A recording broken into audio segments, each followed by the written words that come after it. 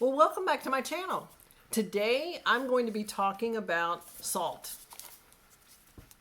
This is in a container that's cardboard. This is sea salt. It says it's from San Francisco Bay. And this is not the only salt that I keep on hand. I keep on hand salt that is iodized. I keep pink salt on hand. The different grains. Some of it has large grains and I grind it. But this container of MORTON iodized salt was 47 cents. I used to buy it for 15 cents about 4 years ago. Salt does not go bad. Salt can be stored just like this, or you can actually store it in a mylar bag without an oxygen absorber. You do not need an oxygen absorber with salt. I also store salt in a Kerr mason jar. This does not have an oxygen absorber in it. I have this on the shelf for daily use. It's glass, and I just put the lid on and I refill as needed, and it's handy to have. I also have pink salt in larger containers. I have pink salt and regular salt in, 5-gallon buckets with mylar bags, not oxygen absorbers. I have salt in 5-gallon buckets with gamma seal lids. No oxygen absorbers needed. So that is very important to remember. Do not put an oxygen absorber with your salt when you're prepping. It will become a rock. Now, you can always chip off the block, so to speak, and it's usable. It's not going to ruin it. But it's much easier if it's in the original form and you can just open it up and use it as needed. This sea salt came from the Pacific Ocean waters, it says. So it is from San Francisco Bay and it's sea salt, and it was a little bit higher than the normal iodized salt. Again, this is a reminder to check your salt stock in your prepper pantry, in your stockpile. Make sure that you have plenty of salt on hand. If you use salt, you can do a lot of things with salt. You can cure meat. You can add this to your meals to make it have a little more flavor. You can actually clean with this. It is abrasive when you clean with it, so be very, very careful. Have you ever heard of salt pork? So you cure your pork with salt. There are so many uses for salt. It's just amazing. So check your stockpile. See if you have enough salt for your family.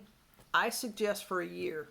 Now, you may not have the funds to buy salt over the time for a year, but that's the key. Over time, maybe every time you go to the store, see what the salt price is, buy what you can in addition to other things. See if you have a year's worth on your shelf, in your prepper pantry, in your working pantry, whatever stockpile that you have.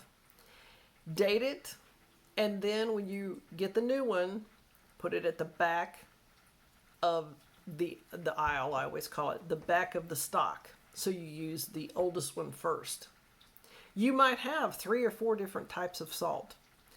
Someone told me they bought black volcanic salt, and it was $9 a pound. And I went, well, that's not in my budget, but it was in their budget, so they bought it and they stocked it.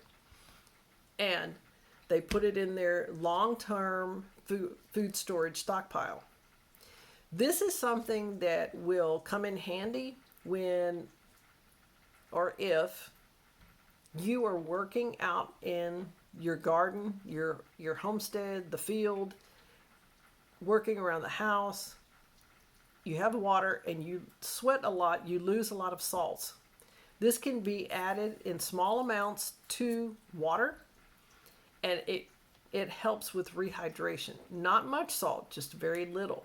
Electrolytes will be balanced once again. Again, this is not medical advice. I'm just suggesting that you go and check your prepper pantry, check your stockpile.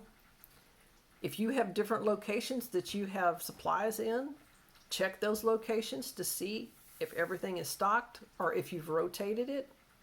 And add to your prepper pantry every time you go to the store. If you can only afford one container of salt and it's $1, or if it's 47 cents, they're usually pretty inexpensive. Buy one and cross that off your list. And I hope you have a plan, and I hope you have a list of what you have and what you need. So when you go to the store, you don't buy 15 cans of pineapple and you already have 100 cans of pineapple on the shelf. And there may not be a way you can rotate through that fast enough before it's time to go ahead and backfill. Again, please, everything is on sale right now. Go to your stores, check the prices, check what you need on your plan. Planning is key. I'm not saying there's a crisis, but people are just now starting to wake up that maybe there might be a possibility things will be in short supply quickly. So I better go and get some things. Other people have said 90% of the people are not awake yet. Well, if there are shortages in the stores right now, let's say on salt, and 90% of the people are not awake, what happens when 10% more of the people wake up and they figure out they need to go to the store and stock up? The supplies are going to reduce. You will go to the store and either the prices will be so high you can't afford it, or it just won't be there. Take the dollars that you have in your budget for food and go and get some salt. Please check on your list to make sure that you have salt on your list. Put it in your stockpile for your family. I really appreciate you stopping by to watch this video. I welcome all my new subscribers, my new preppers that are just coming in and they don't know where to start. People are asking me all the time, I'm just starting. What do I do? Where do I start? And they really get stressed out and they panic. And I said, first thing, make a plan. And then little by little, look at your budget and work through your plan. Well, don't go to the store and panic and buy whatever's on the shelf and you don't even eat it. If you don't use a lot of salt, then don't go buy salt. I appreciate you stopping by again.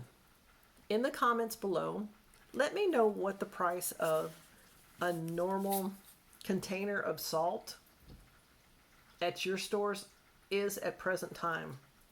Have you seen the prices go up?